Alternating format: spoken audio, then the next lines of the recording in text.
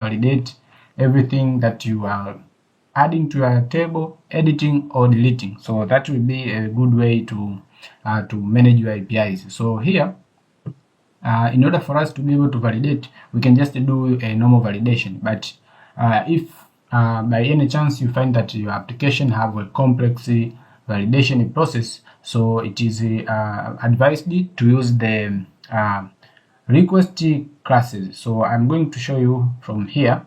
So on validation, okay, so here you will see there is a way to create a request class. So we are going to use this similar way to create our request classes so that we can be able to validate our request here. Okay, so to do so, I'll just run the following command.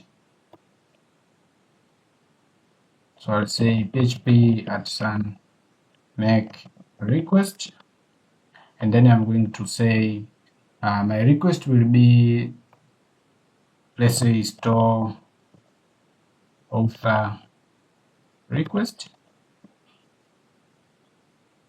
and then you can see that has created a new file which is called the store author request, and then you can see here it is inside the HTTP request, then the file name. So here, if you come to the HTTP, you see there is a new directory called the request, and inside it you'll see there is a new class called the store author request. And as you can see here, it has two methods. The first one will be the authorize, which will be used to authorize all your requests, and the second one will be for rules, where you are going to define all the validation rules for your request. So here on validation, on the authorization, since we don't perform anything that concerning with the authorization, we didn't add the role-based or anything like that. So here I'm going to return it true always, because if you put false here, means that no user will be allowed to perform the request that you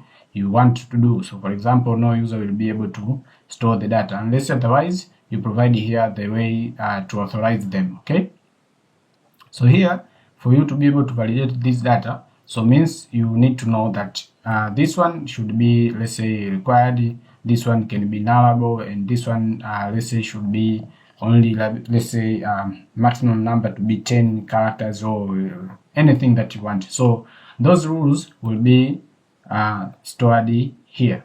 So what I'm going to do, I'm going to show you how to add those validation here. So the first one will be for the name. So we are going to say for name, we want to make sure that this is required, but also should be a string, and the maximum number, let's say, if you want to provide, should be, let's say, 255, and then the second field will be the bio. Then we can just say this can be nullable basically, and let's say we should make that to be string, and similar way to nationality. Okay, nationality. Okay, that's cool. And after that, now we want to be able to use this class on our controller. So how to do it is like this way. So we'll come back to our controller here. So instead of passing just a normal request here, what we are going to pass is the name of our request. So we are going to say store author request. So after that, make sure that you have imported it here, and then down here means that all the requests that you are using here will be coming from the request. So what we can do, instead of just passing this manually like this way, so we can just remove that and also that, so we can have this way, and then here we are going just to say request, then validated. So means we need to get the validated data from the request, means from here. Okay, so after that means we can be able to create the data that will be validated. So means that instead of just putting validation functionality here, So we have just put it in a separate class, and then we are just calling it here, and then we are just using the returned object, and then from that object we are accessing only the validated data. So that is how easy you can just do that. Okay, and now after that we are returning the name, the details of the created author. So now let's try that and see if it works. Okay, so now if we try again to send a request without putting anything here, we'll get the error. So let's see. Okay, now let's see from here. You can see, and here you can see nothing has been returned since from here. So from here, as you can see, if you preview, you see nothing, and you see the normal Laravel as page has been shown, and you can see the request status. You can see the status code is 200, and you don't see anything. So what is happening here? This is the common issue, because here you are just returning the JSON data.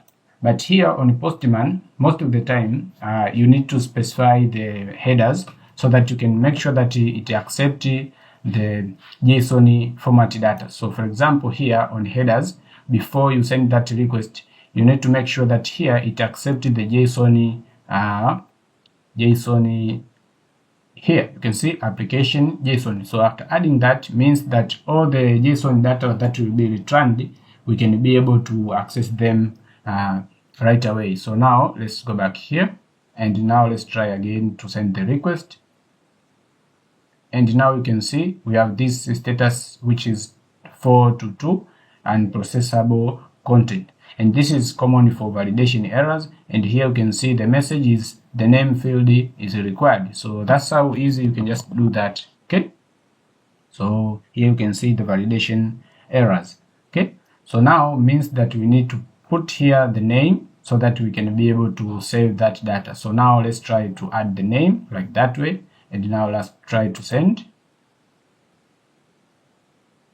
Now you can see the author has been created, and here is why we can see the details of that specific author. So you can see the name, the bio, and the nationality, also the created date and the updated date, and also we returned the ID. So here, ideally, for best practices, we are not supposed to show all of these details. So let's say, for example, you wanted to change the way these data are returned. So that's where actually the resources comes into play. So as I mentioned before on when we starting this video, I said we are going to see how to use the resources for data transformation and also data presentation. So for that concept, if you never seen that, I showed you here. So we are going to use the resources for better data transformation and presentation. Let's say if you want to change anything from how it's shown here. So if you want to update anything from here, so the resources